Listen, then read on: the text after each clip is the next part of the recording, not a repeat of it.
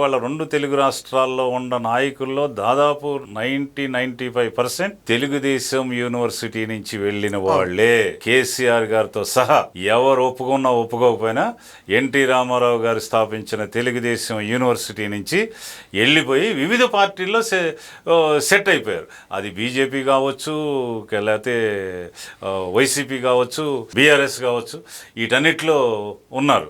వీళ్ళందరూ కూడా వాళ్ళకి వాళ్ళ అవకాశాలు అవసరాల కోసం, లేకపోతే ఈ పార్టీ మీద బెదిరించో, ఇందులో అవకాశాలు రాకో, ఒకే నియోజకవర్గంలో నలుగురికి ఇవ్వలేరు కాబట్టి నలుగురు ఐదుగురు ఆశించినప్పుడు కొంతమంది బయటికి వెళ్ళడం సహజం. అది కానీ వాళ్ళందరికీ ఎన్టీ రామారావు దేవుడు, ఎన్టీ రామారావు గనుడు, ఎన్టీ రామారావు మంచివాడు, ఎన్టీ రామారావు ఏమైతే చెప్పాడు, ఎన్టీ రామారావు ఏమైతే మంచి సుభాషితాలు, పార్టీకి కావలసిన లైన్స్ ఏదైతే చెప్పారో వాటినే పాటిస్తున్నారు ఇవాళ కూడా వాళ్ళు చాలామంది. అది దాటిన కొద్దిమంది ఇవాళ చాలా ఇబ్బందులు పడుతున్నారు.